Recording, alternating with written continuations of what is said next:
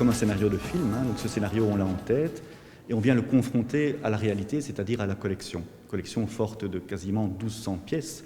Donc on a du choix pour adapter ce scénario à la réalité, à la collection. Donne-moi des larmes à trop mourir. On pose les armes, respire encore. Dans le milieu du travail, le type de dynamique qu'il peut y avoir, de concurrence, mais aussi de solidarité, c'est-à-dire qu'il y a plusieurs chemises d'un côté qui se tiennent par en dessous des bras et de l'autre côté, même chose. Et au milieu, il y a une espèce de tension entre les deux, comme si c'était deux groupes d'hommes qui tirent chacun de son côté. Alors on peut la lire de deux manières. D'un côté, cette idée de concurrence, et d'un autre côté, ils font groupe aussi, ils se serrent les coudes.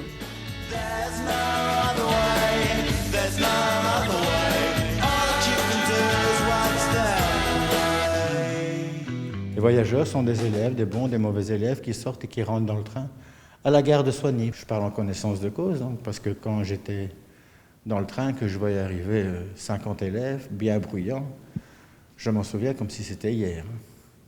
Il y en a d'ailleurs une que j'ai appelée tous à Walibi, ils allaient à Walibi et là c'est la fête dans le train.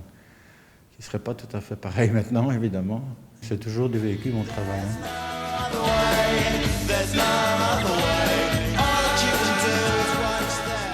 J'ai commencé par faire des vues de la ville, des vues urbaines avec des camions, des voitures, et d'autres véhicules. Et puis un jour, je me demandais ce que j'allais faire. J'étais assis devant la gare de Charleroi-Sud et j'ai vu arriver un tram. Je trouve ça toujours très intéressant qu'il y ait une relecture du travail des artistes, parce que finalement, nous, on a des intentions quand on fait une œuvre, mais ça peut être tout à fait lu différemment. Cette pièce prenait tout son sens, puisque ça parle des rapports humains, et puis ils se serrent tous dans les bras quand même, donc, chose qu'on ne peut plus faire.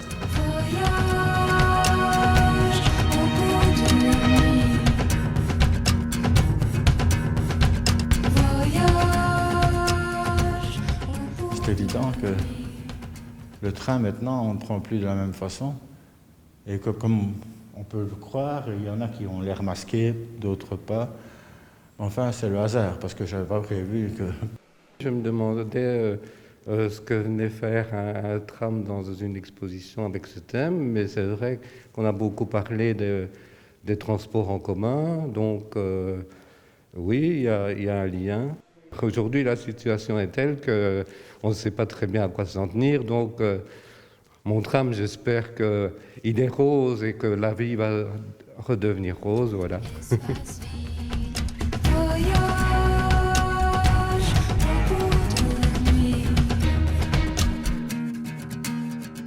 De toute façon, travailler en tant que plasticien n'est déjà pas rentable en temps normal, donc finalement ça ne change pas grand-chose.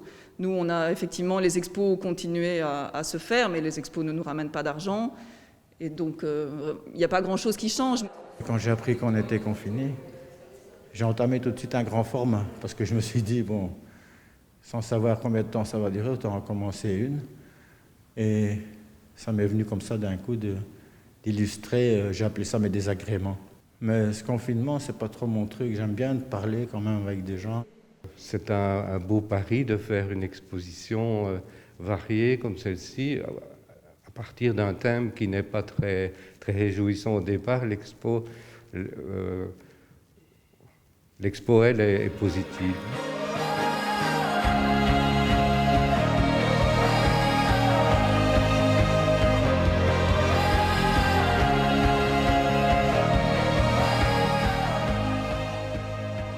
C'est passionnant parce que vous découvrez ou redécouvrez des artistes, des œuvres.